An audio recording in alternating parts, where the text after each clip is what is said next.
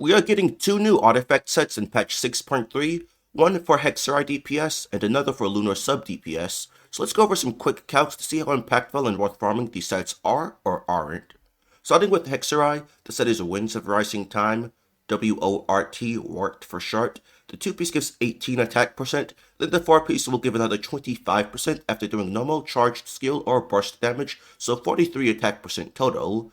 This part does not require anything involving Hexerei. That's 11 more attack percent than what 2-piece mix sets give, so if there was some attack scaler out there that didn't have good set options, they would be able to use this set pretty well, even without being Hexerei. But most characters these days have good sets now. But as for Hexerei characters, they will also gain 20% crit rate, so in total 43 attack percent and 40 crit value. That's a pretty darn good amount of stats for a DPS set. This works off-field as well, so Durin will be able to fully utilize it in all of his teams. Note that this effect does not require having two Hexerei on the team, it just needs the wielder to have completed their witch's homework. So for Durin, I calc this with his Black Dragon farm, and it's a pretty darn big increase. For using him as an on-fielder with Farina, it's about 5% better than Hunter, and around 15% better than generic set options like Crimson Witch, Emblem, and 2-piece. So for on-field teams where Hunter doesn't work, you definitely want to get this set for Durin, and I'd still recommend getting it over Hunter even if you are using him with Farina, but it won't be the end of the world if you don't. But with this set, you can expect his on-field vaporized teams to go up from 152k to around 162k DPS, putting him even further ahead of all of the non-Mavrika Pyro DPS. For Venti, Echoes and DPC are both pretty good sets, but they only buff his normal attacks, whereas the new set buffs his skill and burst as well, which is pretty good since those actually do a lot of damage now. So this set is about a 13% increase, pretty darn great, increasing his team DPS from 114k to around 126k. For Razor, the set options were in awkward positions before because most of his damage now is Electro, but the only Electro set is Thundering Fury, which doesn't really do anything here, so he was still using Pale Flame despite the damage percent only applying to his physical damage. And now this set is buffing all of his damage, and it's about a 10% increase over stuff like Pale Flame, so that's really good, and it increases team DPS from around 110k to 118k. For Klee, the best set she could really use before was SR, but that forces her to build a really high amount of energy recharge even in Overload, so the new set is like 10% better, similar increase to Razor, bringing her up to around 130k DPS now.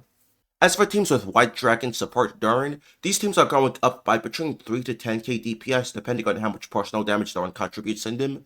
This is enough of an increase to make him now best in slot in some teams where he was more of a side trade before. For example, he's now bringing Veressa to over 160k DPS, so he's now just straight up better than Mavrika for her. Wanderer is going up from 104 to 107k DPS, so while Durin was an exact side grade to Farina before, he is now definitively an upgrade, albeit a very slight one. Though keep in mind, Wanderer is getting a much stronger team with Columbina in 6.3, which we'll go over in a future video. Then Hu Tao. She can do a team where you use Mona plus Zinc Show for enough Hydro to vaporize both hard damage and Black Durin while Mona buffs them by a really good amount, which before was quite a bit behind her current Overvape team, but now with Durin doing so much more damage, this is slightly ahead of Overvape at around 133k DPS.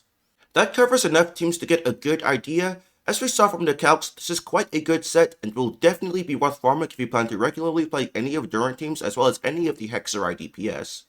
Next, we have the Lunar Set, which we'll be calling Darn for short. This gives 80 Elemental Mastery as the 2-piece, and the 4-piece gives 20 Lunar Reaction Damage bonus while off-field, which goes up to 60% if you're in Ascended Gleam. And the buff goes away if the character is on-field for 3 seconds, so this set is specifically for off-field Lunar DPS, which right now will just be Inefa and Columbina. For Inefa, this is about 12% stronger than Gilded Dreams for her personal damage, and Inefa does contribute a lot of personal damage in her teams, which will be even better with Columbina, so a 12% upgrade on damage, that's going to be pretty impactful for her.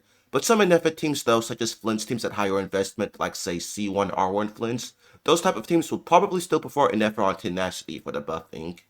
Then for Columbina, I compared the set to using her on a Silken Moon Serenade in her teams. It's about 13% more personal damage for her.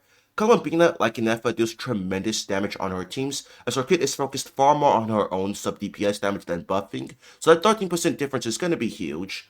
You're always going to want her on this set instead of SMS, unless the team simply doesn't have anyone else who can use SMS well.